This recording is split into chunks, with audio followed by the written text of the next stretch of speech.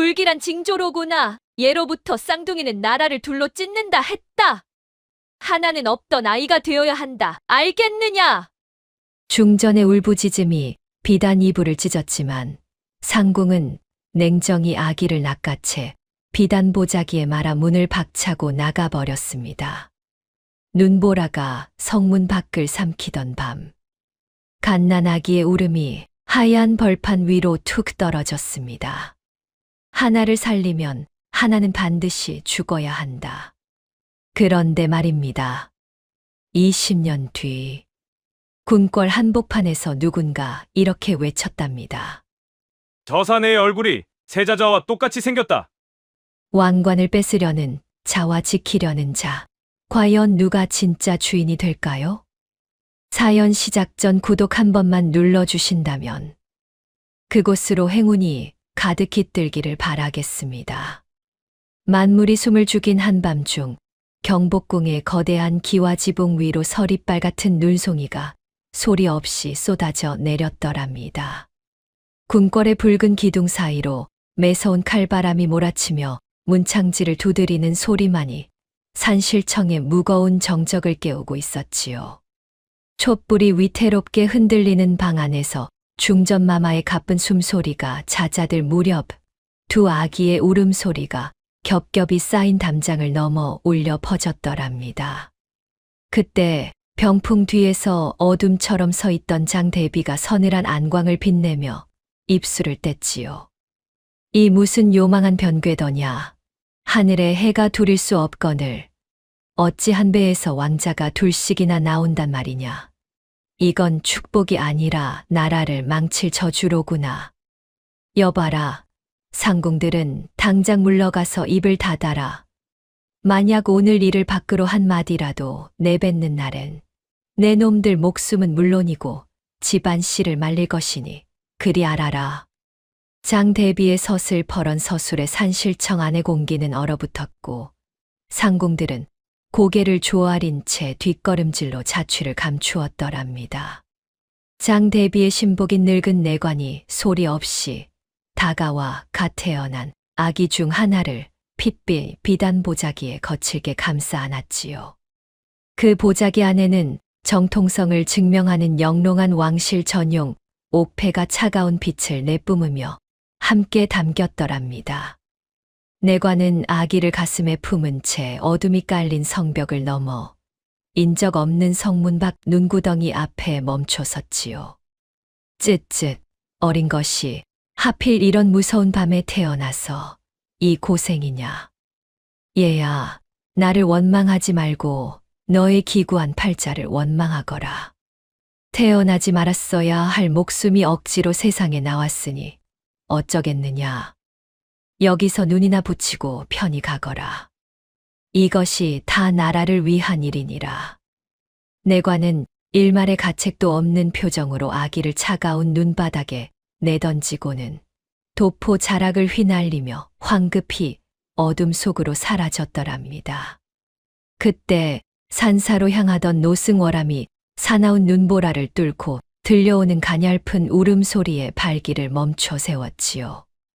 허리를 숙여 눈더미를 헤치던 월암의 눈에 핏빛 보자기의 붉은 빛과 그 위를 덮은 눈꽃이 들어왔더랍니다. 월암은 떨리는 손으로 아기의 가슴께에 놓인 옥패를 집어들고는 그 자리에 얼어붙은 듯 멈췄지요. 아이고 부처님 맙소사. 이게 대체 웬일이란 말인가. 아니 이 금빛 번쩍이는 용문양은 이건 나라님 계시는 대궐에서나 쓰는 귀한 옥패가 아니더냐. 어찌하여 이런 고귀한 물건이 냄새나는 눈밭에 나동그라져 있단 말인가. 이것이 정녕 사람의 짓이란 말이냐. 월암은 주위를 살피며 거칠게 몰아쉬는 숨을 가다듬었으나 가슴 속에서 피어오르는 공포는 쉽게 가라앉지 않았더랍니다. 정신을 차리려 눈을 감던 월암의 손가락 위로 보자기 속 아기의 작고 따뜻한 손이 닿았지요. 아기는 파랗게 질린 입술로 파르르 떨면서도 월암의 굵은 마디를 놓치지 않으려는 듯 꽉 움켜쥐었더랍니다. 월암은 아기의 맑은 눈동자와 마주하는 순간 가슴을 짓누르던 두려움이 뜨거운 연민으로 변하는 것을 느꼈지요. 오냐, 오냐. 이 가여운 어린 목숨이 살겠다고 내 손가락을 이리도 꽉 쥐는구나. 그래, 내가 나를 불렀으니 내가 어찌 모른 척 하겠느냐. 하늘이 이 아이를 죽이려 해도 내가 부처님 법을 어기는 한이 있어도 이 아이만은 꼭 살려야겠다. 걱정 마라, 아가야. 이제 이 할아비가 내 울타리가 되어주마. 월암은 아기를 장삼 속 품 깊숙이 밀어넣고 체온으로 아기의 얼어붙은 몸을 녹이며 눈물 섞인 웃음을 지었더랍니다. 한편 궁궐의 한쪽 모퉁이에서는 장대비가 보낸 자객들이 칼날을 번뜩이며 도망치는 산파들의 뒤를 쫓고 있었지요. 단 한 놈도 놓치지 마라. 오늘 일을 아는 입들은 모조리 막아야 한다. 증거를 남기면 우리 목이 달아날 것이다. 보이면 즉시 베어버려라. 우두머리 자객의 서늘한 명령과 함께 산파들의 비명이 어둠 속에서 찢겨 나갔더랍니다. 월암은 산길을 서두르다 자객들에게 쫓겨 낭떠러지 끝에 몰린 산파 한 명을 발견하고 본능적으로 몸을 날렸지요. 월암은 과거 금위영 시절의 몸놀림을 되살려 자객들의 시선을 돌리고 사선에 선 산파의 손을 끌어 숲속으로 몸을 숨겼더랍니다. 캄캄한 동굴 속에서 숨을 헐떡이던 산파는 자신의 목숨을 구한 월암을 향해 머리를 조아리며 오열했지요. 아이고 스님, 저 좀 살려주십시오. 제발 목숨만은 살려주셔요. 제가 대궐 산실청에서 차마 못 볼 것을 보았나이다. 장대비마마께서 왕자님 한 분을 죽이라 명하셨단 말입니다. 이건 하늘의 비밀을 누설하는 끔찍한 일입니다요. 월암은 괴나리보찜에서 종이와 붓을 꺼내어 산파의 앞에 내려놓으며 엄중한 목소리로 말했더랍니다. 살고 싶으면 당장 붓을 드시게. 오늘 밤 자네가 본 것, 장대비가 누구에게 무엇을 시켰는지, 아기가 어떻게 바뀌었는지 한자도 빠짐없이 다 적으란 말이네. 이것이 나중에 자네의 목숨을 지켜줄 유일한 증거가 될 것이니 떨지 말고 똑바로 적어야 하네. 산파는 떨리는 손으로 장대비의 매수 내용과 아기가 바뀐 정황을 기록했고 그 종이는 월암의 품속으로 들어갔더랍니다. 월암은 산파를 안전한 곳으로 은신시킨 뒤 새벽녘이 되어서야 사찰 뒤뜰 천불상 앞에 섰지요. 그는 불상 아래 비밀스러운 공간을 열어 옥패와 산파의 자백서를 조심스럽게 봉인했더랍니다. 도성 쪽에서는 중전마마께서 한 분의 원자를 낳으셨다는 공식 발표를 알리는 북소리가 산울림을 타고 전해졌지요. 월암은 아기를 바닥에 뉘고 젖은 옷을 갈아입히다 아기의 왼쪽 어깨 뒤를 보고 숨을 멈췄더랍니다. 거기에는 가 피어난 꽃처럼 선명하게 박힌 용비늘 모양의 반점이 붉게 빛나고 있었지요. 허허, 이것 참. 너는 정령하늘이 내린 아이로구나. 내 이름은 이제부터 이겸이라 하거라. 비록 지금은 차가운 눈밭에 버려졌으나 내가 원래 있어야 할 자리는 저 높은 곳임을 절대로 잊어서는 안 된다. 이 할아비가 내가 제 자리를 찾을 때까지 이 목숨 바쳐 지켜주마. 월암은 아기의 이마를 어루만지며 평생의 업을 짊어지기로 굳게 다짐했더랍니다. 장대비는 궁궐 높은 곳에서 승전보를 들으며 비단옷의 소매자락을 정리하고 차가운 미소를 지었지요. 하지만 그녀가 버린 아기는 사라지지 않았고 월암의 깊은 품 안에서 조용히 숨을 고르고 있었더랍니다. 하얗게 내린 눈이 월암과 아기의 발자국을 지워버리는 사이 진실은 20년이라는 긴 세월 속으로 몸을 감추었더랍니다. 20년이라는 세월은 무정하게도 흘러 도성 한복판 장터의 흙바닥은 여전히 얼어붙고 녹기를 반복했더랍니다. 찬바람이 뼈마디를 시리게 훑고 지나가는 겨울날, 청년이 된 이겸은 무거운 쌀가마니를 어깨에 짊어진 채 시장통의 비릿한 공기를 가르며 걸음을 옮겼지요. 그는 자신이 누구인지 어디에서 왔는지도 모른 채 그저 버려진 고아라는 꼬리표를 숙명처럼 여기며 하루하루 품삯수로 연명하고 있었더랍니다. 거칠게 갈라진 손등에서는 핏방울이 배어 나왔으나 이겸은 제 처지보다 움막에서 떨고 있을 배고픈 아이들을 생각하며 입술을 굳게 다물었지요. 장터 구석 볏집조차 귀한 빈민가에는 굶주림에 지친 아이들의 기침 소리가 마른 나뭇가지 꺾이는 소리처럼 위태롭게 울려 퍼졌더랍니다. 그때 화려한 비단 두루마기를 걸친 장터의 거상 최상단주가 거드름을 피우며 이겸의 앞마당으로 들어섰지요. 그는 장 대비의 비밀스러운 자금을 관리하며 백성들의 고혈을 짜내기로 악명이 자자한 인물이었더랍니다. 최상단주는 길바닥에 엎드려 울고 있는 노인의 가슴팍을 가죽신 신은 발로 사정없이 걷어찼지요. 이런 고이 고쳐먹지 못한 늙은이가 있나. 야 이놈아, 내 돈이 장난인 줄 아느냐? 쌀 한 돼 빌려갔으면 제 날짜에 갚아야지.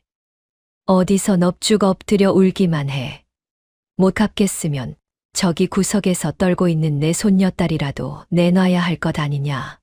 전년 팔아서 내 밀린 이자라도 메꿔야겠다. 이 고약한 놈아.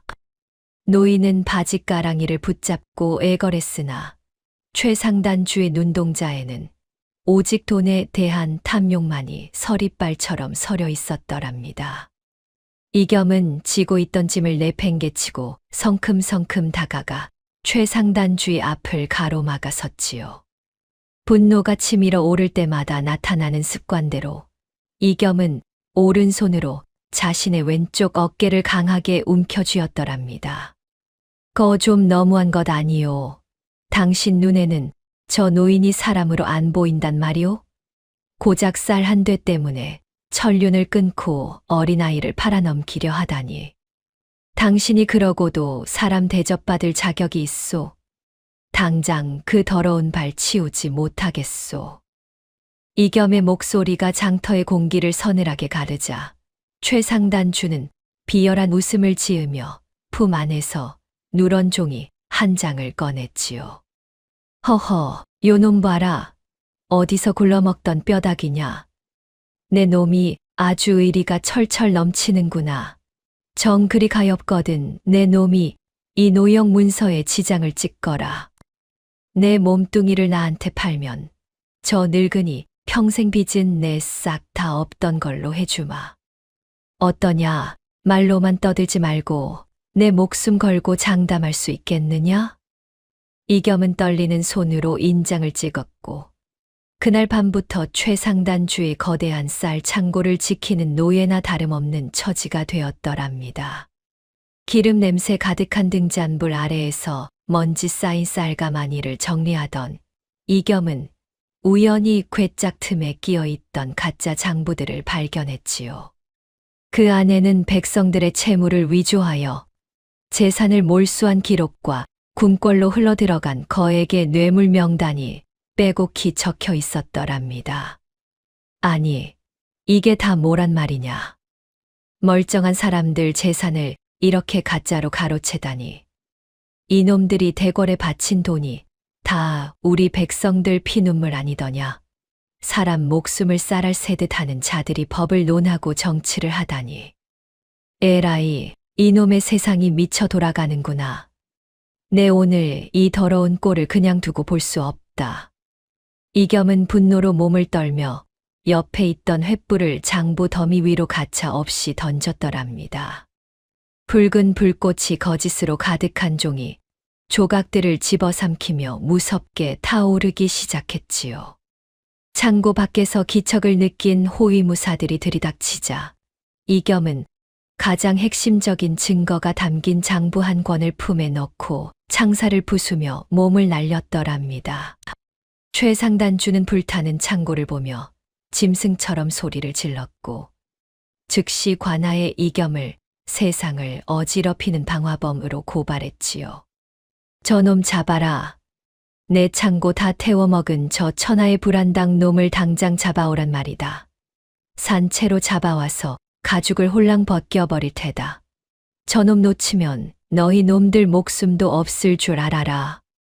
이겸은 어둠이 깔린 장터 골목을 미친 듯이 달렸으나 저 멀리서 들려오는 개 짖는 소리와 횃불 무리의 위협은 점점 가까워졌더랍니다.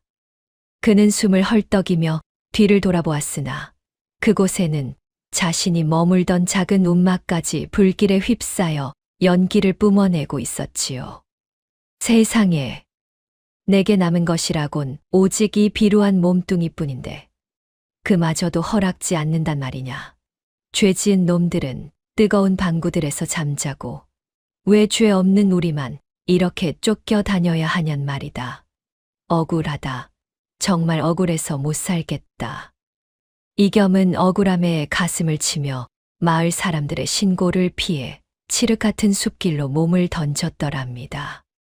흰 눈 위에 떨어진 그의 핏방울은 달빛을 받아 검게 변해갔고 이겸은 갈라진 숨을 몰아쉬며 산사로 향하는 오르막을 올랐지요. 그는 돈이라는 권력 앞에 인간의 존엄이 얼마나 무력하게 찢기는지를 뼛속 깊이 새기며 차가운 밤 공기를 들이켰더랍니다. 만신창이가 된 몸으로 월암이 머무는 산사 앞에 도착했을 때 이겸은 문틀을 붙잡고 쓰러지며 자신의 기구한 팔자를 원망했지요. 월암은 이미 문 밖에서 이겸을 기다리고 있었던 듯 슬픈 눈으로 피 묻은 이겸의 얼굴을 어루만졌더랍니다. 겸아, 울지 마라. 내가 겪는 이 고통은 내가 져야 할 하늘의 뜻, 즉 천명티엔밍의 시작일 뿐이란다. 내 눈물이 장차 이 나라를 씻어낼 큰 물줄기가 될 것이니 지금의 원망을 깊이 새겨두거라. 이겸은 월암의 무릎에 머리를 기대고 짐승처럼 흐느끼며 자신이 왜 이토록 처절한 밑바닥 삶을 살아야 하는지 묻고 또 물었지요. 스님, 도대체 제가 무슨 큰 죄를 지었길래 남들 다 하는 평범한 삶조차 허락되지 않는 겁니까? 왜 저만 이렇게 쫓기고 맞고 빼앗기며 살아야 합니까? 가슴이 터질 것 같습니다. 스님, 제발 대답 좀 해 주십시오. 산사처마 끝에 걸린 풍경이 바람에 흔들리며 구슬픈 소리를 냈고 이겸의 등 뒤로 타오르는 장터의 불길은 밤하늘을 붉게 물들이고 있었더랍니다.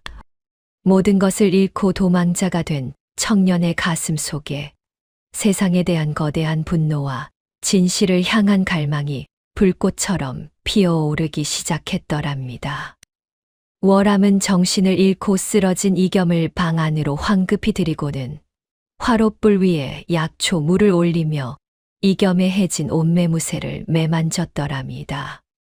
이겸의 품속에서 바닥으로 툭 떨어진 거상에 비밀 장부를 집어 든 월암의 눈동자가 세차게 흔들렸지요. 장부 속에 적힌 장 대비의 이름과 피 묻은 백성들의 고혈을 확인한 월암은 올 것이 왔다는 듯 깊은 한숨을 내쉬며 창밖에 어둠을 응시했더랍니다. 이겸이 거친 숨을 몰아쉬며 깨어나자 월암은 더 이상 진실을 가둘 수 없음을 직감하고 사찰 뒤뜰 천불상 아래 비밀 공간으로 무거운 발걸음을 옮겼지요. 그는 20년 동안 단 한 번도 꺼내지 않았던 낡은 비단 보자기와 그 안에서 영롱한 빛을 발하는 왕실 옥패를 꺼내어 이겸의 앞에 내려놓았더랍니다. 이겸은 월암이 내미는 옥패를 떨리는 손으로 집어들고는 그 정교하게 조각된 용 문양 위를 천천히 쓸어내렸지요.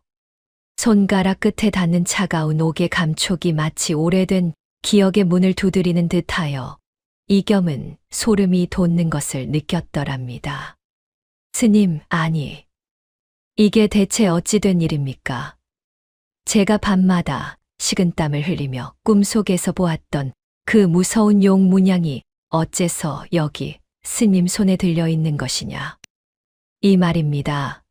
대체 제가 누구길래 이런 귀한 물건이 제 것이라 하십니까?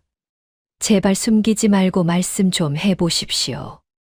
이겸의 물음에 월함은 이겸의 어깨를 꽉 쥐며 억눌린 목소리로 고백을 시작했지요. 겸아, 내 말을 똑똑히 듣거라. 이 옥패는 내가 핏덩이 시절 그 모진 눈보라 속에서 죽어갈 때 품속에 소중히 간직하고 있던 유일한 증표란다. 너는 길바닥에 버려진 흔한 고아가 아니야. 이 옥패가 증명하는 저 높은 궁궐, 바로 왕실의 핏줄을 타고난 고귀한 분이란 말이다. 이겸은 자신의 출생이 한낱 버려진 조각이 아니었다는 사실에 충격을 받아 옥패를 쥔 손에 피가 통하지 않을 정도로 힘을 주었더랍니다. 다음 날 아침 정적을 깨고 산 아래 큰 길에서 왕실의 행차를 알리는 웅장한 나팔 소리와 북소리가 산울림을 타고 올라왔지요. 이겸은 자신의 운명과 옥패의 연관성을 눈으로 직접 확인하기 위해 위험을 무릅쓰고 산비탈 길목으로 미친 듯이 달려 내려갔더랍니다. 수많은 호위병이 칼날을 세우고 화려한 가마 주위를 에워싼 채 행진하고 있었고, 이겸은 숲을 사이로 몸을 숨기고 가마 위의 깃발을 노려보았지요. 가마 깃발에 수놓아진 황금빛 용 문양이 자신의 손바닥에 놓인 옥패의 그것과 한 치의 오차도 없이 일치하는 것을 보고 이겸은 숨이 멎는 듯 했더랍니다. 순간 세찬 바람이 불어와 가마의 비단 발이 허공으로 살짝 날려 올라갔고 그 안에서 창밖을 내다보던 세자 이현의 안색이 드러났지요. 이겸은 가마 속의 사내와 눈이 마주치는 찰나 거울 속에 비친 자신의 얼굴을 마주한 듯한 극심한 혼란에 빠져 자리에 주저앉았더랍니다. 세자 이현 역시 산비탈 숲을 사이에서 자신을 뚫어지게 응시하는 이겸의 존재를 느끼고 가마를 멈추라 명하려다 대비의 감시를 의식한 듯 입술을 깨물며 고개를 돌렸지요. 이겸은 세자의 서늘하고도 쓸쓸한 눈빛 속에서 이름 모를 통증을 느끼며 자신의 존재가 이 나라의 가장 높은 곳과 연결되어 있음을 확신했더랍니다. 행차가 멀어지고 먼지만이 자욱하게 남은 길 위에서 이겸은 옥패를 옷 속 깊이 찔러 넣으며 제 근원을 향한 뒤틀린 분노를 삼켰지요. 산사로 돌아온 이겸은 월암의 앞에 무릎을 꿇고 앉아 더 이상 숨기지 말고 모든 진실을 낱낱이 밝혀달라며 바닥을 머리로 들이받았더랍니다. 스님, 제 머리가 깨져 피가 흘러도 좋으니 이제는 다 말씀해 주십시오. 제가 왜 그 추운 겨울날 길바닥에 버려져야 했는지, 누가 저를 죽이려 했는지 알아야겠습니다. 제 인생을 도둑질한 그 인간들이 누구입니까? 월암은 이겸의 등을 다독이며 20년 전 목숨을 걸고 빼돌렸던 산파의 자백서와 장 대비의 비정한 명에 대해 떨리는 입술로 전했지요. 아이고, 이 가엾은 것사. 20년 전 그날 장 대비께서 내 목숨을 끊으라고 냉정하게 명을 내리셨지. 그때 너를 받았던 산파가 겁에 질려 쓴 자백서가 여기 있다. 너는 태어나자마자 죽어야 할 운명이었던 게야. 겸아, 이제 내 갈 길은 내가 정해야 한다. 지금까지처럼 장터에서 짐이나 나르며 이름 없는 떠돌이로 늙어 죽을 테냐? 아니면 이 피비린내 나는 진실을 움켜쥐고 너를 버린 저 무서운 세상과 맞짱을 뜨겠느냐? 선택은 내 몫이다.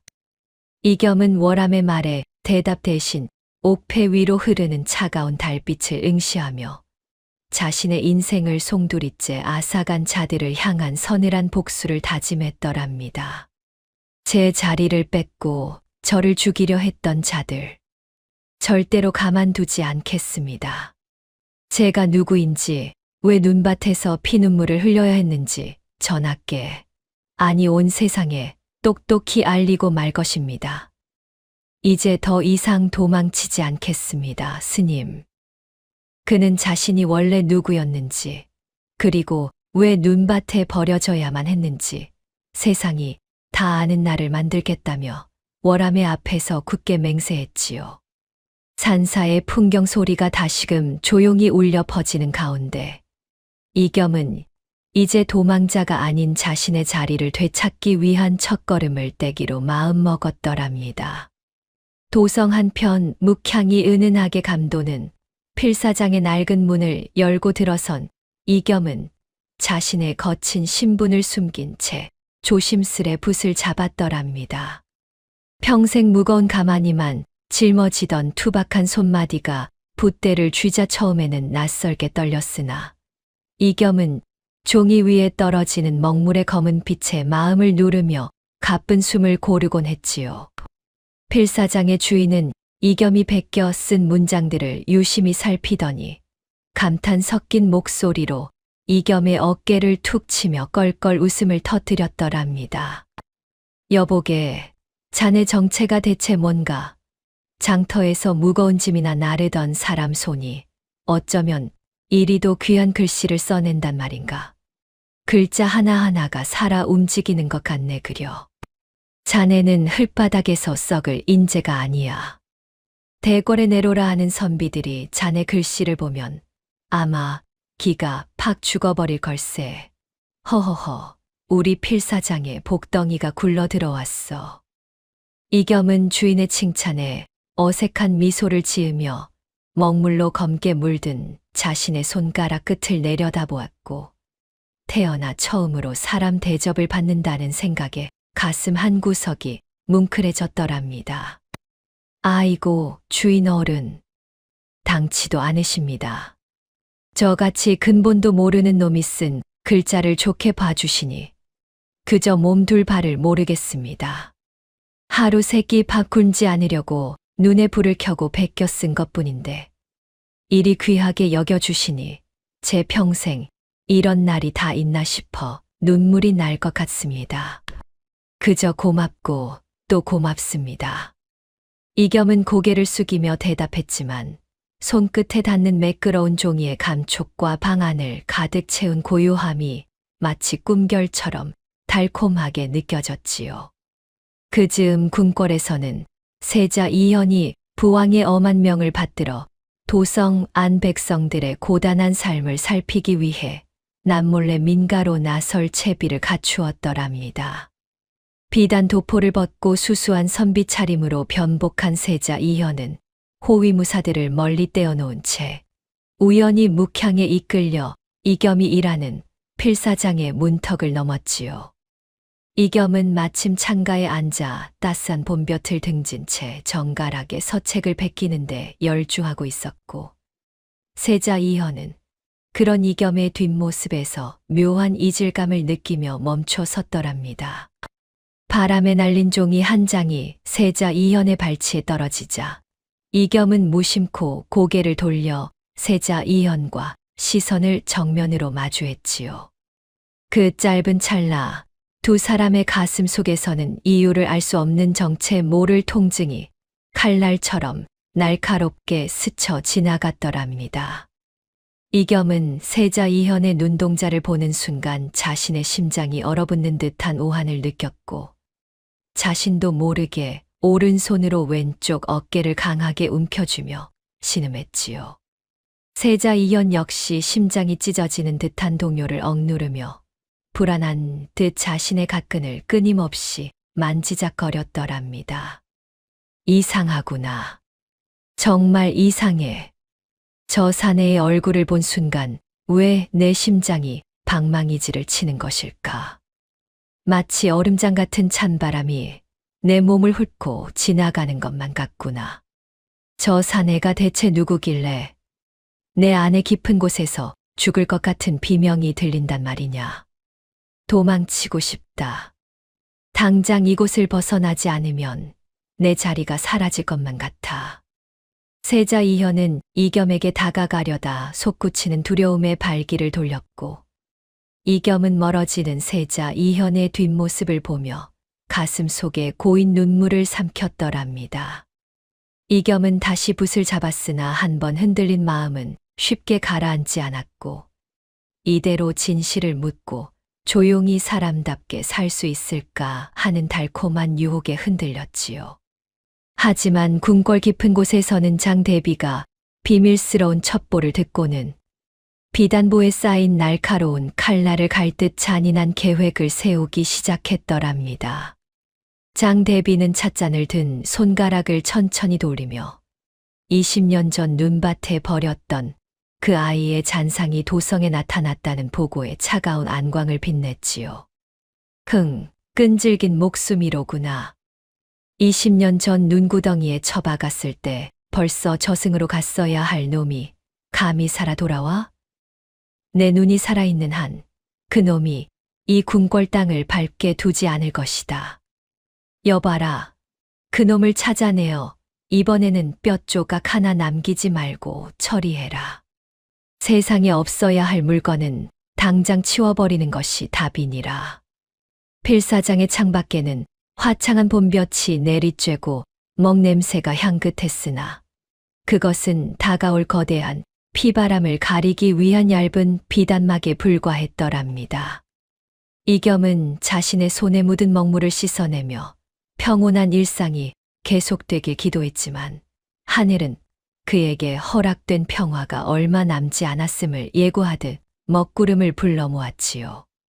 세자 이현은 궁으로 돌아가는 길 내내 이겸의 얼굴을 떠올리며 자신의 왕좌가 흔들리는 듯한 본능적인 공포에 휩싸여 식은땀을 흘렸더랍니다. 장대비의 명령을 받은 자객들이 그림자처럼 이겸의 뒤를 밟기 시작했고, 필사장의 평화로운 문창지 너머로 살벌한 검기가 조금씩 스며들었지요. 봄날의 따스함은 이겸에게 처음이자 마지막인 짧은 안식이었으며, 이제 진실의 문이 열리며 모든 것을 파괴할 폭풍이 고개를 들고 있었더랍니다. 이겸과 이현 서로의 존재를 직감한 두 쌍둥이의 엇갈린 운명은 이제 돌이킬 수 없는 파멸의 소용돌이를 향해 서서히 움직이기 시작했더랍니다. 봄볕이 채 가시기도 전에 필사장의 평화로운 정적을 깬 것은 벼락처럼 대문을 부수고 들어온 포졸들의 거친 함성이었더랍니다. 먹물 냄새 가득하던 방 안에 매캐한 먼지와 쇠사슬 부딪히는 서늘한 소리가 가득 찼고, 필사장 주인은 영문도 모른 채 머리채를 잡혀 마당으로 끌려나갔지요. 장대비가 퍼뜨린 세자를 사칭하는 역적이 나타났다는 흉흉한 소문은 이미 관아의 칼날이 되어 이겸의 목을 겨누고 있었더랍니다.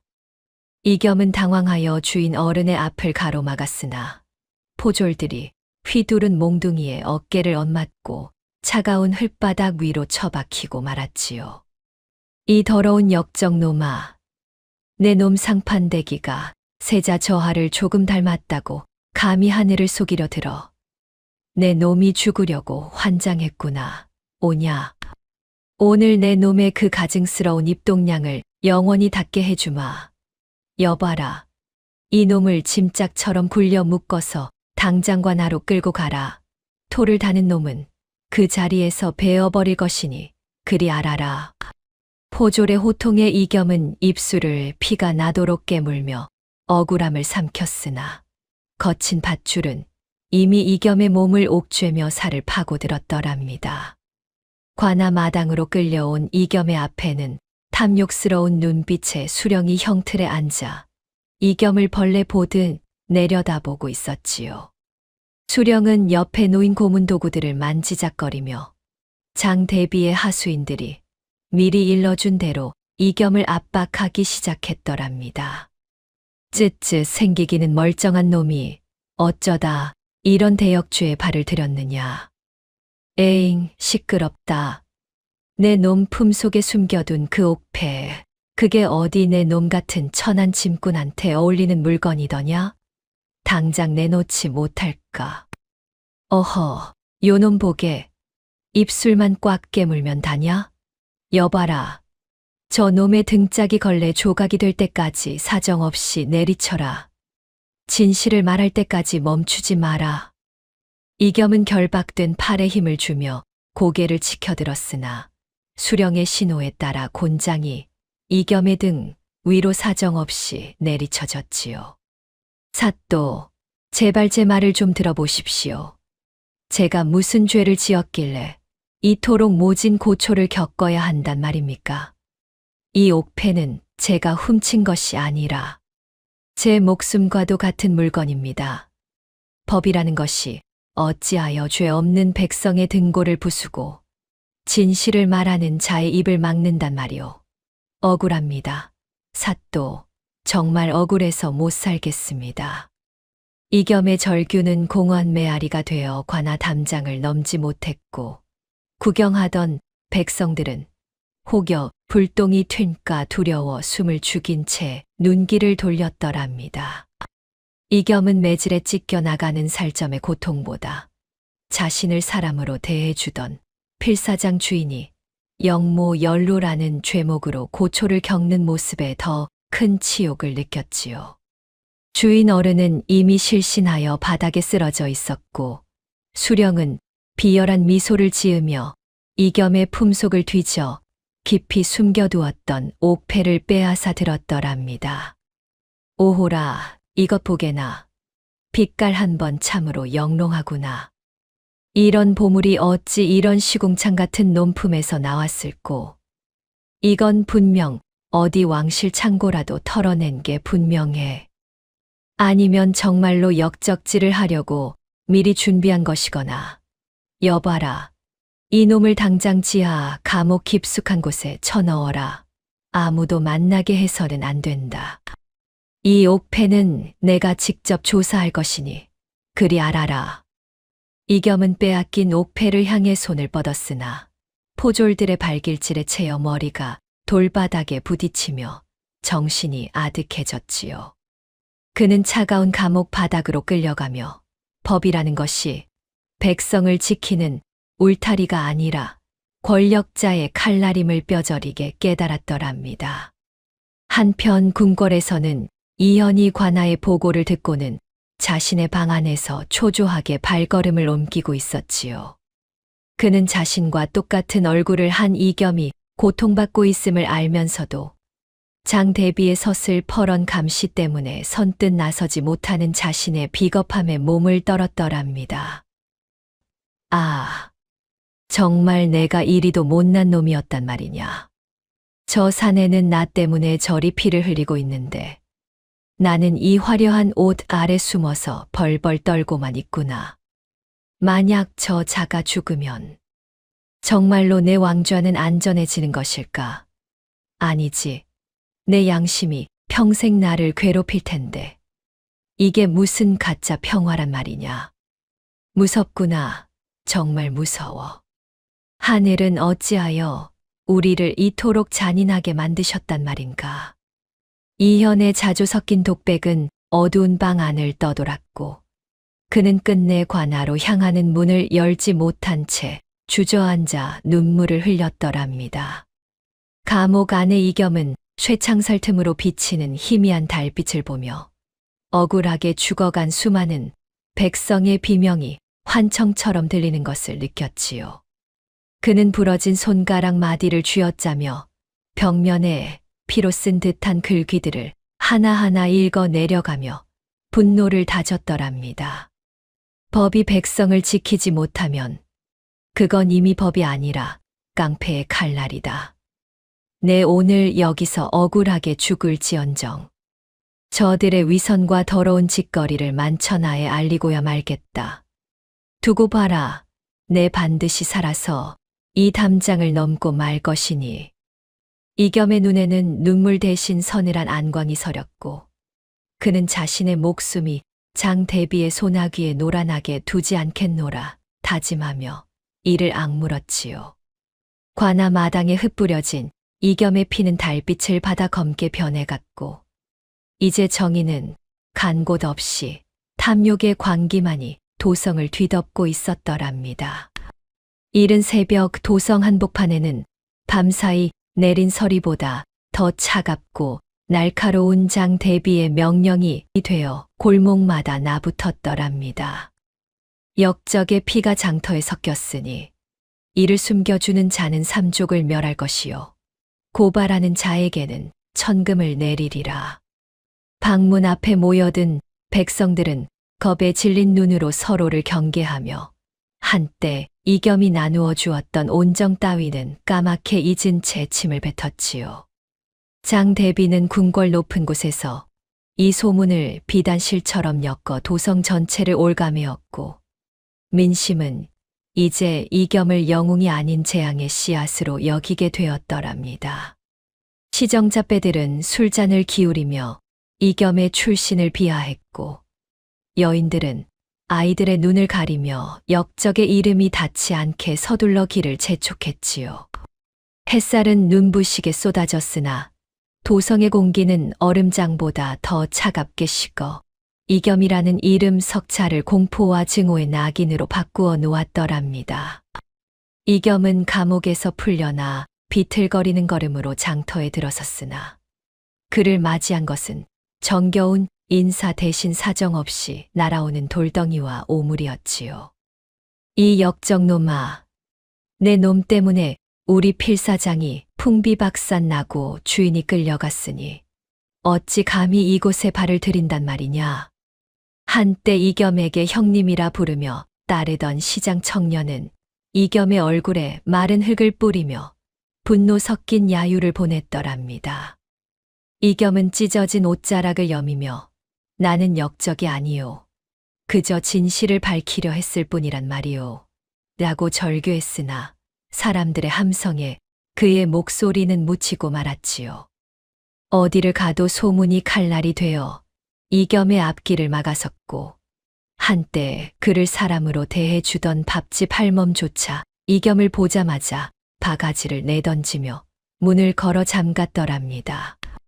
이겸은 거리에 홀로 서서 사방에서 쏟아지는 증오의 시선을 온몸으로 받아내며 육신의 고통보다 더 처참하게 무너지는 자존감에 입술을 깨물었지요.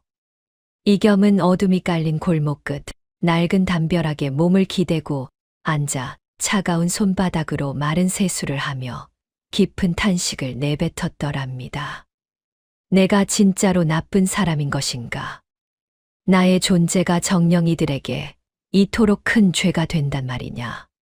이겸은 흔들리는 눈동자로 자신의 거친 손마디를 내려다보며 진실이라는 것이 때로는 세상을 등지는 가장 빠른 길임을 깨닫고 허망한 웃음을 지었지요. 사람들의 매몰찬 말들은 자객의 칼날보다 더 깊숙이 이겸의 심장을 찔렀고 그는 처음으로 이대로 죽는 것이 모두를 위한 일인가라는 무서운 생각에 잠겼더랍니다. 장 대비가 쳐놓은 여론의 그물은 이겸의 명예를 갈갈이 찢어 밝혔으며 이제 그는 도망칠 곳도 숨을 곳도 없는 만인의 적이 되어버렸지요. 이겸의 눈가에는 억울함과 슬픔이 뒤섞인 눈물이 고였으나 차가운 밤바람은 그 눈물마저 얼려버릴 듯 사납게 몰아쳤더랍니다. 필사장에서 보냈던 그 짧고 따뜻했던 봄날의 기억은 이제 만질 수 없는 신기루가 되어 이겸의 머릿속을 괴롭혔지요. 그는 굳게 닫힌 필사장의 문 앞에서 차가운 나무 문틀을 쓰다듬으며 자신 때문에 고초를 겪는 이들에 대한 죄책감에 가슴을 쳤더랍니다. 칼은 살을 베지만 혀는 사람을 3번 죽인다고 하였거늘 내 오늘 장 대비의 혀가 만든 이 지옥에서 결코 죽지 않고 살아남으리라.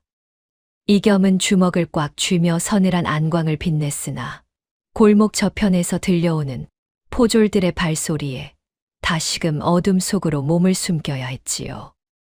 도성의 개들은 이겸의 냄새를 맡고 요란하게 지저댔고 사람들의 험담은 파도처럼 밀려와 이겸의 정신을 아득하게 만들었더랍니다. 이겸은 이제 자신이 믿었던 모든 가치가 무너진 폐허 위에 서서 오직 살아남아야 한다는 본능 하나로 버티고 있었지요. 장대비는 이겸이 백성들에게 버려지는 광경을 전해 듣고는 비단 부채로 입가를 가리며 만족스러운 웃음을 지었더랍니다. 사람의 마음이란 이토록 가볍고 무서운 것이지. 이제 그 아이에게 남은 것은 죽음보다 더한 고독뿐이로다. 장대비의 말대로 이겸은 이제 세상에서 지워진 존재가 되었고 그가 기댈 수 있는 곳은 오직 칠흑 같은 어둠뿐이었지요. 이겸은 자신의 이름을 부르는 환청을 뒤로한 채 진실을 증명하기 위해 죽음보다 더 힘든 생존의 길을 택하며 숲길로 발을 옮겼더랍니다. 눈이 아닌 사람의 말이 더 차갑게 느껴지는 그 밤, 이겸의 뒤로는 그를 영원히 매장하려는 권력의 그림자가 길게 드리워져 있었더랍니다. 달빛조차 구름에 숨어버린 칠흑 같은 밤, 장대비가 보낸 최정예 자객들이 이겸을 벼랑 끝으로 몰아넣으며 서늘한 검기를 뿜어냈더랍니다. 깎아지른 절벽 아래로는 집어삼킬 듯 검은 강물이 소용돌이치고 있었고 이겸은 막다른 곳에 서서 거친 숨을 몰아쉬며 단검을 꽉 쥐었지요. 자객의 우두머리가 이겸의 눈을 꿰뚫을 듯 노려보며 피 묻은 칼날을 천천히 들어 올렸더랍니다. 내 놈은 태어날 때 이미 죽었어야 할 목숨이거늘. 어찌 이리도 명줄이 길단 말이냐? 하늘이 실수한 것을 오늘 내가 바로잡아 주마. 이겸은 비릿한 핏물이 섞인 침을 뱉어내며 찢어진 옷자락 사이로 드러난 왼쪽 어깨를 오른손으로 부서져라 움켜쥐었지요. 죽어야 할 것은 내가 아니라 권세의 눈이 멀어 천륜을 저버린 내 주인년이다. 내 목숨은 하늘이 낸 것이니 내 놈 따위가 거둘 수 있는 것이 아니란 말이다. 자객들이 일제히 달려들자 이겸은 온 힘을 다해 몸을 날렸으나 정예병들의 합공을 당해내기에는 역부족이었더랍니다. 칼날이 이겸의 허벅지와 옆구리를 스칠 때마다 뜨거운 피가 솟구쳤고 고통에 시달리던 이겸은 무릎이 꺾이며 비틀거렸지요. 우두머리 자객이 비웃음을 흘리며 이겸의 가슴팍을 가죽신으로 사정없이 걷어찼고 이겸의 몸은 허공을 갈라 차가운 강물 속으로 추락했더랍니다. 보아라. 결국 너의 끝은 이 차가운 물속이로구나. 장대비마마의 근심을 이제야 씻어내겠어. 얼음이 깨진 강물 속으로 빠져드는 순간 이겸은 온몸에 구멍으로 스며드는 극한의 냉기에 정신이 아득해지는 것을 느꼈지요. 물속의 칠흑 같은 어둠은 이겸의 시야를 가렸고 뼛속까지 파고드는 한기는 20년 전 눈밭에 버려졌던 원초적인 공포를 일깨웠더랍니다. 숨이 막히고 의식이 흐려지는 찰나 이겸은 환각처럼 자신의 손을 잡아 끄는 따뜻한 월함의 손길을 느꼈지요. 아직은 아니다. 이대로 눈을 감으면 월함 스님의 희생은 어찌 되고 나의 억울함은 누가 씻어준단 말이냐. 이겸은 본능적으로 강바닥의 바위를 짚으며 수면 위로 올라오려 몸부림쳤고 살아야 한다는 강한 일념이 심장을 다시 뛰게 했더랍니다. 그때 강물 아래로 가라앉던 옥패의 비단줄이 이겸의 손가락 마디에 걸리며 서늘한 감촉으로 그의 정신을 일깨웠지요. 자객들은 강가에서 이겸의 시체가 떠오르기를 한참이나 기다렸으나 거센 물살은 이겸을 하류의 깊은 숲 너머로 빠르게 실어보냈더랍니다. 이겸은 하류의 바위 틈에서 간신히 상체를 끌어올리며 얼어붙은 몸을 녹이기 위해 손톱이 빠지도록 땅을 긁으며 기어갔지요. 그의 상처에서 흘러나온 피는 새하얀 눈 위에 붉게 번져나가며 20년 전 버려졌던 그날의 풍경을 잔인하게 재현했더랍니다. 자객들은 강가 바위 틈에서 이겸에 찢어진 도포 조락과 피 묻은 천 조각만을 발견하고는 그가 익사했다고 확신하며 발길을 돌렸지요. 강물이 이토록 차고 거센이 살아남을 도리가 없지. 대비마마께 역적놈의 숨통이 끊어졌다 보고하거라. 장 대비는 궁궐에서 자객들의 보고를 전해 듣고는 김이 모락모락 나는 찻잔을 천천히 돌리며 만족스러운 미소를 지었더랍니다. 결국 눈밭에서 오나이는 물속에서 끝을 맺었구나. 이제 세자를 흔들 그림자는 영원히 사라졌으니 내 천하가 오겠어. 하지만 이겸은 장 대비의 생각처럼 죽지 않았으며 산속 버려진 숯가마 안에서 스스로 상처를 지지며 단발마의 비명을 삼켰지요. 뜨거운 숯가마의 열기가 몸을 태울 듯 했으나 이겸은 그 고통을 즐기듯 눈을 부릅뜨고 장 대비의 얼굴을 머릿속에 그렸더랍니다. 내 목숨 하나로 끝날 진실이라면 애초에 하늘이 나를 살려 두지 않았을 것이다. 이 지옥 같은 고통을 장 대비, 너에게 고스란히 돌려주마. 이겸은 자신의 살이 타는 냄새를 맡으며 복수라는 이름의 새로운 생명을 얻은 듯 이전보다 더욱 서늘한 안광을 뿜어냈더랍니다. 그는 부러진 나뭇가지를 지팡이 삼아 숯가마 밖으로 걸어 나왔고 밤하늘의 달빛은 다시는 꺾이지 않을 이겸의 의지를 비추었지요. 이제 이겸의 가슴 속에는 슬픔이나 억울함 따위는 남지 않았으며 오직 거대한 악을 심판하겠다는 차가운 증오만이 가득 찼더랍니다. 자객들은 승전보를 올리며 궁궐의 비단길을 밟았으나 이겸은 거친 숲길을 헤치며 진실의 칼날을 갈고 있었지요. 죽음의 문턱을 넘나든 이겸의 발걸음은 이제 단순한 생존을 넘어 거대한 왕조를 뒤흔들 역전의 서막을 향해 묵직하게 움직이기 시작했더랍니다. 이겸이 피 끓는 복수심을 품고 산사의 가파른 돌계단을 올라 마당에 들어서자마자 마주한 것은 희디인 눈반 위를 비릿한 선열로 적신 참혹한 광경과 갈기갈기 찢겨나간 경전 조각들이 바람에 흩날리는 전경이었더랍니다. 장 대비의 자객들이 이미 이곳을 휩쓸고 지나간 듯 사찰의 문짝은 처참하게 부서져 있었고 고요하던 산사는 죽음의 그림자가 짙게 깔려 숨소리조차 내기 힘든 정막만이 가득했지요. 이겸은 불길한 예감에 심장이 터질 듯 요동치는 것을 느끼며 피 묻은 눈밭을 헤치고 대웅전 앞으로 미친 듯이 달려갔더랍니다. 그곳에는 평생을 자애로운 미소로 자신을 지켜주던 월암 스님이 온몸에 칼자국이 난 채 차가운 돌바닥 위에 쓰러져 가쁜 숨을 몰아쉬고 있었지요. 이겸은 비명을 지르며 월암의 곁으로 달려가 무릎을 꿇고는 피로 얼룩진 월암의 거친 손을 두 손으로 꼭 움켜쥐며 오열했더랍니다. 스님, 어찌하여 이런 일이 벌어진 것이옵니까? 못난 저 때문에 스님께서 이토록 모진 고초를 겪으시다니요.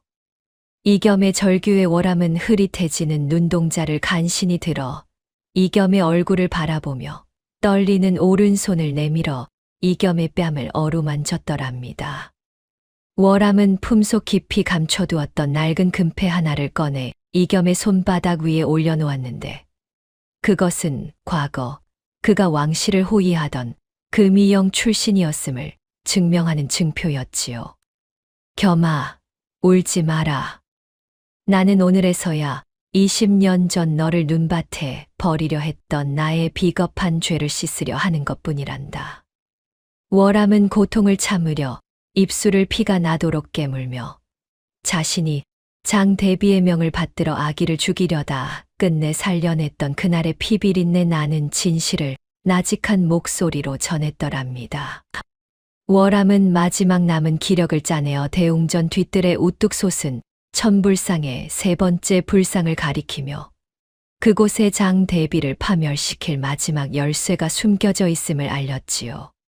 그곳에 가면 산파의 자백서와 장 대비가 비단과 금전으로 사람의 목숨을 샀던 거래 장부가 들어있느니라.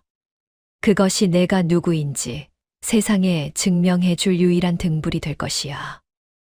이겸은 월암의 말에 따라 천불상 아래의 비밀 공간을 열어 낡은 보따리를 찾아냈고 그 안에는 장 대비의 탐욕을 낱낱이 기록한 종이들이 서늘한 빛을 내며 들어있었더랍니다.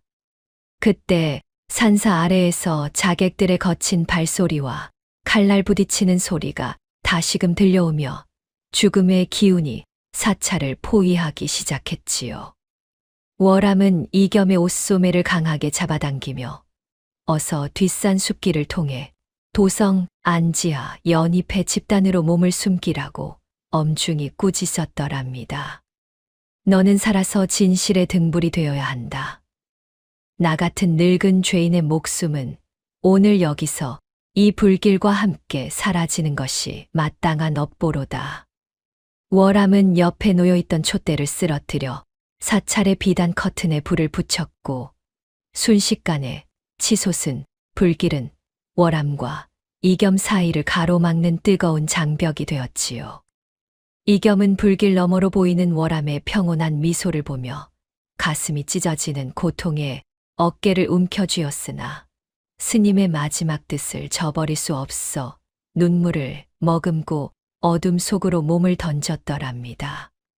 월암은 불타오르는 사찰 한복판에서 가부좌를 틀고 앉아 염주를 손에 쥔 채 달려드는 자객들의 시선을 자신에게로 끌어모으며 평생의 죄를 태워버리듯 눈을 감았지요. 이겸은 산을 내려가며 등 뒤로 타오르는 붉은 불꽃이 마치 월암 스님이 자신을 위해 밝혀준 마지막 등불처럼 느껴져 몇 번이고 뒤를 돌아보며 오열했더랍니다. 산사의 풍경 소리는 불길에 녹아내리며 이상하리 많지 맑고 구슬픈 소리를 냈고 월암의 희생으로 열린 길 위에서 이겸은 자백서를 품에 안고 칠흑 같은 숲을 헤쳐나갔지요. 이겸은 처음으로 누군가가 자신을 대신해 죽었다는 사실에 치를 떨며 장 대비를 향한 복수심이 단순한 분노를 넘어 왕도를 바로잡아야 한다는 의지로 변하는 것을 느꼈더랍니다. 그는 월암이 남긴 금이 영패를 목걸이처럼 목에 걸고 옷 속 깊이 숨기며 이제 자신의 목숨은 혼자의 것이 아님을 뼛속 깊이 새기고 또 새겼지요. 도성 안지하 연잎회의 북소리가 멀리서 들려오기 시작하자 이겸은 자신의 화려한 얼굴을 가릴 가면을 준비하며 어둠 속에서 조용히 때를 기다리기로 했더랍니다. 월암의 숭고한 희생이 깃든 그 증거물들은 이제 이겸의 손에서 가장 날카로운 진실의 칼날이 되어 장 대비의 화려한 궁궐을 무너뜨릴 준비를 마쳤더랍니다. 도성 변두리, 지하 연잎회들이 몸을 숨긴 어두침침한 토방 안에서 이겸은 서늘한 촛불 아래 월암이 남긴 유품들을 하나하나 펼쳐 놓았더랍니다. 피 묻은 자백서와 금이 영패를 바라보는 이겸의 눈동자에는 죽음의 문턱을 넘은 자만이 가질 수 있는 서늘한 안광이 형형하게 빛나고 있었지요. 그는 제 얼굴을 가릴 탈을 손에 쥔 채 흩어진 복선들을 한 줄의 실로 꿰어 장 대비의 심장을 겨눌 거대한 장부를 머릿속에 그렸더랍니다. 스님, 지켜보십시오. 스님께서 목숨으로 지키신 이 진실이 어찌 권력의 어둠을 찢어발기는지 내 반드시 보여주겠나이다. 이겸은 거친 손마디로 왼쪽 어깨를 부서져라 움켜쥐며 평생의 한을 담아 짙은 화장을 제 안색 위로 덧칠하기 시작했더랍니다. 이겸은 가장 먼저 자백서에 적힌 이름을 따라 20년 전 그날의 비밀을 알고도 숨죽여 살던 산파의 딸을 찾아 장터 구석방으로 스며들었지요. 겁에 질린 여인에게 이겸이 월암의 유품인 금패를 내밀자 여인은 바닥에 엎드려 울먹이며 장 대비의 하수인이었던 아전의 비밀을 털어놓았더랍니다. 제 어머니께선 그날 이후 매일 밤 악몽에 시달리셨나이다. 그 아전 놈의 창고 깊은 곳에 대비마마의 은밀한 지령이 담긴 쪽지들이 숨겨져 있을 것이옵니다. 이겸은 여인의 증언을 가슴에 새기고는 곧장 장 대비의 자금을 관리하며 위세를 떨치던 아전의 집 담장을 넘었지요.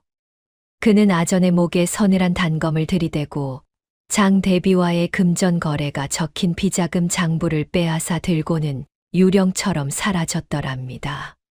다음 행선지는 20년 전 국문의 출입 기록을 보관하다 파직당한 채 술로 세월을 보내던 노년의 서리 쇼리가 머무는 퇴락한 초가였지요.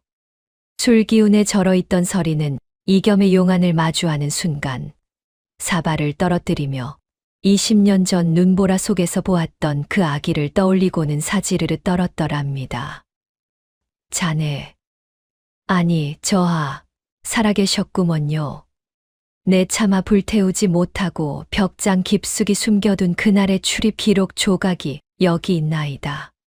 서리가 내민 누런 종이에는 쌍둥이 탄생과 한 아이의 무단 반출이 암호처럼 적혀 있었고 이겸은 그것을 옥패 옆에 소중히 챙겼지요.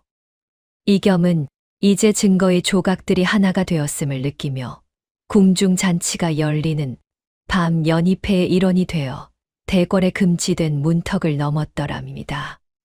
화려한 등롱이 밤하늘을 수놓고 북소리가 대궐 마당을 울릴 때 이겸은 사자탈을 쓴 채 세자 이현의 근처를 맴돌며 기회를 엿보았지요.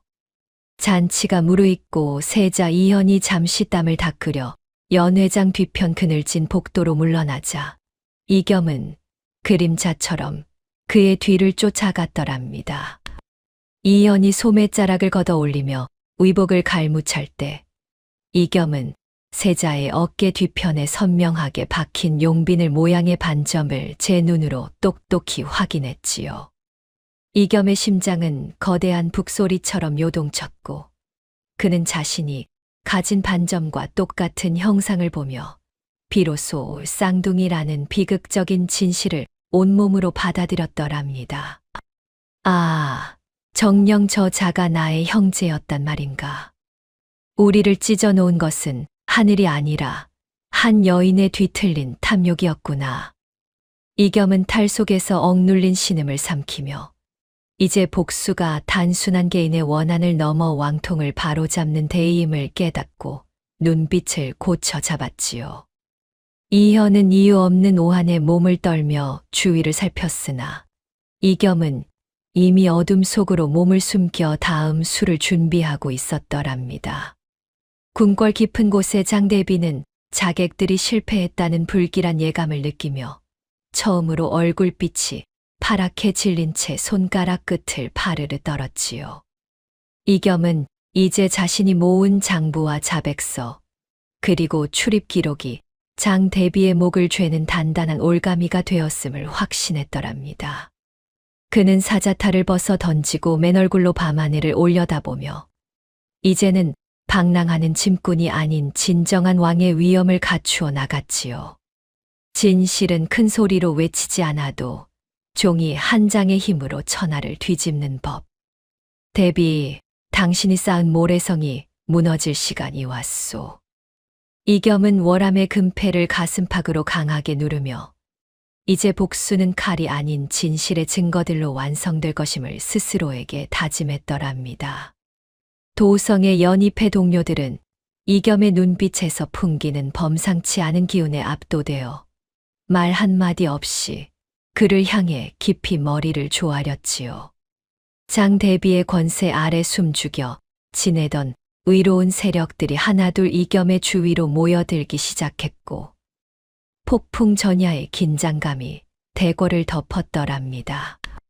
이제 모든 복선은 한데 모여 거대한 역전의 발판이 마련되었으니 이겸의 발걸음은 이제 심판의 제단을 향해 묵직하고 당당하게 나아갔더랍니다. 장 대비는 자객들이 끝내 이겸의 숨통을 끊지 못했다는 소식에 서슬퍼런 안광을 빛내며 도성 천지에 피비린내 나는 체포령을 내렸더랍니다. 이겸이라는 역적놈이 감히 왕실을 사칭하며 백성을 현혹하고 있으니 그를 따르는 무리는 물론 소문만 옮기는 자도 즉시 목을 베라. 장 대비의 명이 떨어지기 무섭게 도성 저작거리에는 거친 포졸들이 들이닥쳤고 억울한 백성들이 줄줄이 관하로 끌려가며 비명이 끊이지 않았지요. 이겸은 연희패의 그림자 속에 몸을 숨긴 채 장 대비의 광기를 지켜보며 월암 스님이 남긴 자백서와 출입 기록 조각을 가슴팍에 더욱 깊이 찔러 넣었더랍니다. 그는 자신의 목숨을 건 도박을 위해 스스로 미끼가 되기로 결심하고는 장 대비의 하수인이 지키는 관아 근처로 조용히 발걸음을 옮겼지요. 장 대비는 이겸이 제 발로 도성 안에 나타났다는 보고를 받자마자 비단 부채를 쥔 손에 힘을 주며 서늘한 미소를 지었더랍니다. 그러던 와중 궁궐 안에서는 예기치 못한 천둥 같은 소식이 들려와 만조백관의 심장을 멎게 했더랍니다. 평소 기력이 쇠하던 임금께서 갑작스러운 병환으로 쓰러지시어 사경을 헤매게 되셨으니 궁궐은 순식간에 주인 잃은 배처럼 흔들리기 시작했지요. 장 대비는 이 혼란을 틈타 세자 이현의 즉위를 서두르려 했고 대신들은 저마다의 입속을 챙기느라 조정은 그야말로 아수라장이 되었더랍니다. 이현은 병상의 누운 부왕의 손을 잡고 눈물을 흘리면서도 자신을 향해 닥쳐올 거대한 진실의 파도를 예감하며 가끈을 끊임없이 만져댔지요. 아바마마, 정녕 제가 이 자리에 앉는 것이 하늘의 뜻이옵니까? 제 아내 눈보라는 어찌 이리도 차갑게 몰아친단 말이옵니까? 이현의 자주 섞인 흐느낌은 차가운 침전의 벽을 타고 흘러내렸고 장 대비는 그 소리를 뒤로 한 채 세자의 즉위식 준비를 강행했더랍니다. 그 시각 도성 밖에서는 민심을 살피며 비밀리에 활동하던 암행어사가 이겸이 흩뿌려 놓은 증거의 조각들을 하나둘씩 거두어들이고 있었지요. 암행어사는 이겸이 주막 탁자에 남긴 자백서와 장 대비의 금전거래 장부를 면밀히 살피며 그 뒤에 숨겨진 거대한 왕실의 비극을 마주하고 소름이 돋았더랍니다. 그는 관아의 수령이 장 대비에게 뇌물을 받고 이겸을 역적으로 몰아세운 정황을 포착하고는 마패를 가슴에 품은 채 관아 마당으로 발길을 재촉했지요. 관아 마당에는 이미 결박당한 이겸이 끌려 나와 있었고 수령은 장 대비에게 잘 보이기 위해 서둘러 이겸의 목을 베려 칼을 뽑아 들었더랍니다. 네 이놈, 감히 세자 저하를 사칭하고 나라를 어지럽힌 죄, 오늘 이 칼로 씻어내마. 수령의 칼날이 햇빛을 받아 번뜩이는 찰나 담장 너머에서 천지를 진동시키는 우렁찬 외침이 터져 나왔더랍니다. 어사 출두요. 암행어사 출두야. 포졸들이 우왕좌왕하는 사이 암행어사와 역졸들이 관아 마당을 포위하며 몰아쳤고 백성들은 일제히 엎드려 경외의 눈빛을 보냈지요. 암행어사는 형틀 옆으로 성큼성큼 다가가 수령이 들고 있던 위조된 체포령과 연판장을 빼서 들고는 백성들이 보는 앞에서 갈기갈기 찢어발겼더랍니다. 진짜 역적은 권세를 팔아 왕실의 피를 바꾸고 백성을 핍박한 자로다. 여기 이 장부와 자백서가 그 증거이니 누가 감히 부정하겠는가. 암행어사의 사자 후에 수령은 사지르르 떨며 바닥에 엎드렸고 이겸은 결박당한 채로 고개를 들어 하늘을 보며 월암 스님의 함자를 속으로 불렀지요. 이겸의 어깨를 짓누르던 무거운 밧줄이 풀려나자 그는 비로소 진실의 힘이 이 썩은 권력의 탑을 무너뜨리기 시작했음을 직감했더랍니다. 도성 사람들은 찢어진 종이 조각들이 눈송이처럼 흩날리는 광경을 보며 저 사내가 진짜 역적이 아닐지도 모른다는 속삭임을 파도처럼 퍼뜨렸지요. 이겸은 암행어사에게 고개를 숙여 예를 갖추면서도 그의 눈동자에는 이제 장 대비의 숨통을 조일 마지막 결전의 의지만이 형형하게 빛났더랍니다. 장 대비는 즉시 군사를 보내려 했으나 이미 암행어사가 확보한 증거들이 도성의 의로운 신하들에게 전달되어 발이 묶이고 말았지요. 이연은 소식을 전해 듣고는 자신의 가슴팍을 움켜쥐며 이제는 도망칠 곳 없는 진실의 외길 위에 서게 되었음을 깨닫고 길게 탄식했더랍니다. 하늘이 돕고 땅이 응하는 듯한 이 기막힌 반전 앞에 이겸의 복수는 이제 일개 청년의 원한을 넘어 거대한 역사의 물줄기를 바꾸고 있었더랍니다. 바람 한 점 불지 않는 어전 마당이었으나 그곳을 가득 메운 만조백관들의 숨소리는 마치 거대한 폭풍이 몰아치기 전의 고요함처럼 서늘하게 가라앉아 있었더랍니다. 장 대비는 평소보다 더욱 화려한 황금색 당의를 걸치고 높디 높은 보좌에 앉아 있었으나 그녀의 오른손 검지는 초조함을 이기지 못한 채 찻잔 테두리를 끊임없이 맴돌고 있었지요. 그때 암행어사의 인도를 받으며 정갈한 무복 차림의 이겸이 당당한 걸음으로 마당 한가운데를 가로질러 들어섰더랍니다.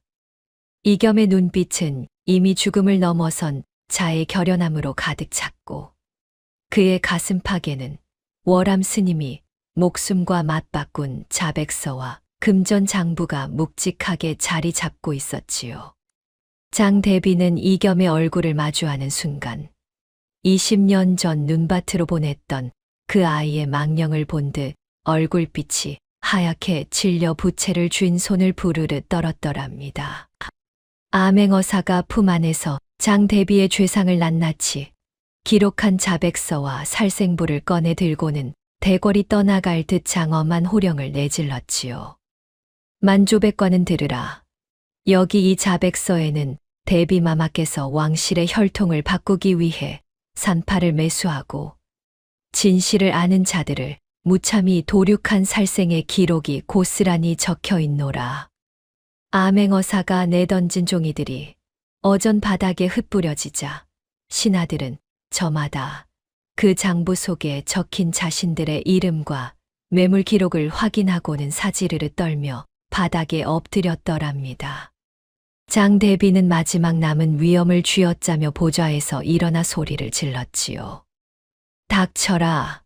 저것은 모두 위조된 종이 쪼가리일 뿐이다. 저 미천한 짐꾼 놈이 어찌 왕실의 핏줄이라 우긴단 말이냐. 그때 묵묵히 자리를 지키던 세자 이현이 비틀거리는 걸음으로 이겸의 앞으로 걸어 나와 서로의 눈을 똑바로 응시했더랍니다. 이겸은 차가운 안광을 빛내며 자신의 옷소매를 걷어 올렸고 그와 동시에 이현 역시 떨리는 손으로 자신의 옷매무새를 풀어헤쳤지요. 두 사람의 왼쪽 어깨 뒤편 그곳에는 갓 피어난 불꽃처럼 선명하고 붉은 용비늘 모양의 반점이 거울을 보듯 똑같은 형상으로 빛나고 있었더랍니다. 이현은 그토록 두려워하던 진실을 마주하고는 무릎이 꺾이며 바닥에 주저앉아 오열하기 시작했지요. 아, 정녕. 정녕 이것이 나의 껍데기였단 말인가. 형님의 자리를 빼앗아 누린 이 비단옷이 실은 피로 물든 수의였구먼요. 이현의 통곡이 대궐을 울리자 장 대비는 광기 어린 눈으로 백성들과 신하들을 둘러보며 마지막 발악을 이어갔더랍니다. 쌍둥이는 불길한 조짐이라 하였다. 한 나라에 두 해가 뜰 수 없으니 저 놈은 태어날 때 죽었어야 할 재앙이란 말이다. 그러나 장 대비의 외침에 답한 것은 백성들의 분노 서린 함성이었지요. 불길한 것은 쌍둥이가 아니라 제 핏줄을 눈밭에 버리고 권세를 탐한 대비마마에 뒤틀린 욕망이요. 사람의 목숨을 쌀알처럼 세던 자들이 어찌 천기를 논한단 말이냐. 저 사악한 여인을 당장 끌어내려라. 대궐 밖까지 가득 메운 백성들의 외침은 파도처럼 밀려와 장 대비가 공들여 쌓아 올린 권세의 탑을 뿌리째 흔들어 놓았더랍니다.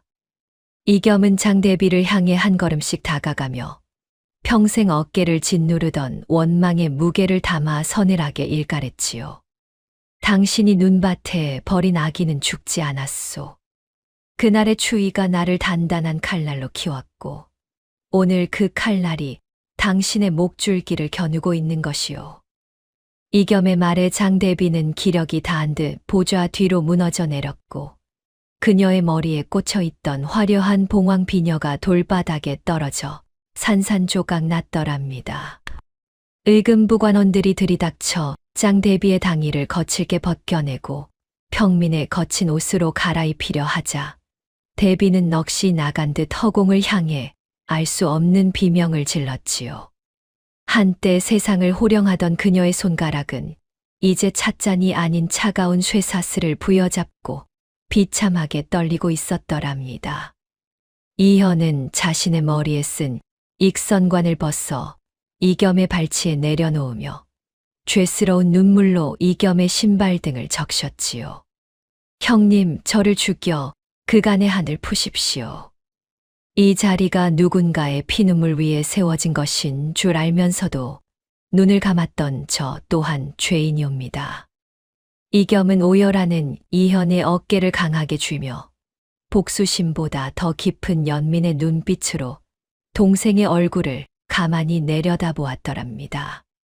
만조백관은 이제 진정한 왕통의 주인이 누구인지 깨닫고 일제히 이겸을 향해 머리를 조아려 예를 갖추었지요. 장대비가 유배지로 압송되는 가마 주위로 백성들이 던진 돌멩이와 저주가 눈송이처럼 퍼부어졌고 화려했던 그녀의 시대는 처참한 낙조와 함께 저물어 갔더랍니다. 이겸은 대궐마당에 흩어진 자백서 조각들을 밟으며 비로소 월암 스님이 바라던 진실의 시대가 도래했음을 하늘을 향해 고했더랍니다. 겨우내 도성을 짓누르던 무거운 눈구름이 걷히고 궁궐 담장 너머로 연분홍 매화가 꽃망울을 터뜨리며 따스한 봄바람이 찾아들었더랍니다. 이겸은 만조백관의 추대를 받아 정식으로 왕위에 올랐으나 화려한 즉위식 대신 소박한 관복 차림으로 평생 자신을 지켜준 월암 스님의 낡은 금패만을 목에 걸고 보좌에 앉았지요. 그는 보좌 위에 놓인 두꺼운 비단 방석을 치우게 하고는 차가운 나무 의자의 감촉을 느끼며 자신이 가장 힘들었던 시절의 초심을 잊지 않겠노라 다짐했더랍니다. 왕이란 비단 위에 앉아 명을 내리는 자가 아니라 백성의 눈밭을 먼저 치우고 그들의 발린 발을 어루만지는 자여야 하오. 이겸의 첫 일성은 대궐마당을 넘어 장터 구석구석까지 울려 퍼졌고 백성들은 비로소 자신들의 목소리를 들어줄 진짜 왕이 나타났다며 거리마다 춤판을 벌였더랍니다. 이겸은 즉위하자마자 장대비와 탐관오리들이 부정하게 빼앗았던 토지들을 조사하여 원래 주인인 백성들에게 돌려주는 개혁을 단행했지요. 그는 장터 한복판 자신이 짐꾼으로 일하며 눈물을 흘렸던 그 자리에 월암 구휼창을 세워 굶주린 이들에게 쌀을 나누어 주게 했더랍니다. 이곳은 스님의 숭고한 뜻이 담긴 곳이니 단 한 명의 아이도 배고픔 때문에 눈밭에 버려지는 비극이 있어서는 아니 될 것이오. 이겸은 구휼창의 현판을 직접 깎아 만들며 손가락에 가시가 박히는 줄도 모르고 정성을 다했고 그 곁에는 신분에 상관없이 누구나 그를 배울 수 있는 서당을 세웠지요. 백성들은 이제 관할을 두려워하는 대신 이겸이 세운 서당에서 글 읽는 소리를 드높였으며 도성에는 이전의 활기와 웃음꽃이 매화 향기처럼 퍼져나갔더랍니다.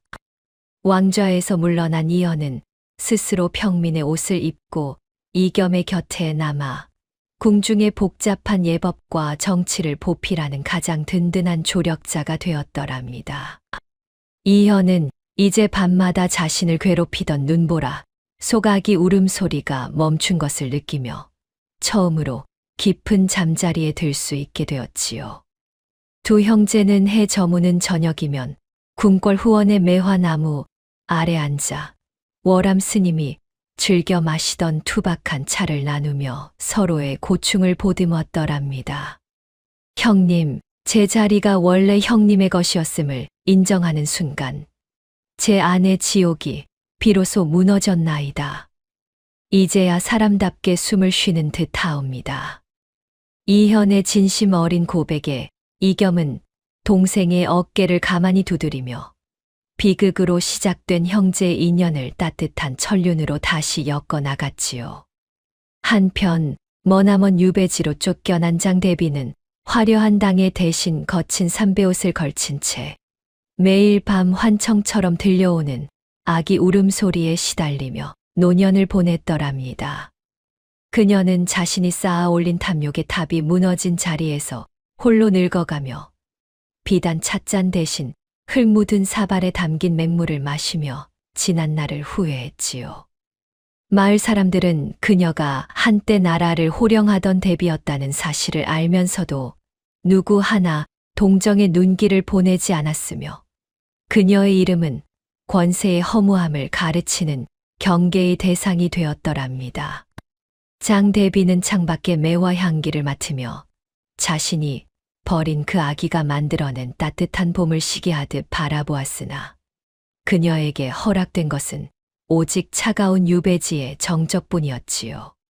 그녀의 화려했던 욕망은 이제 사가가는 초가집의 석가래처럼 볼품없이 사그라들며 인과응보의 엄중한 법도를 온몸으로 받아내고 있었더랍니다. 세월이 흘러도 이겸은 초심을 잃지 않았으며 백성들의 고단함을 살피기 위해 밤낮으로 정사를 돌보며 성군으로 칭송받았더랍니다. 그는 매년 겨울이 오면 월암 스님이 자신을 거두었던 그 산사를 찾아가 눈 덮인 만불상 앞에 머리를 조아리며 스님의 넋을 기렸지요. 스님께서 밝혀주신 등불이 이제 온 나라를 비추고 있나이다. 제가 겪은 그 차가운 눈밭을 이제는 어떤 백성도 겪지 않게 하겠나이다.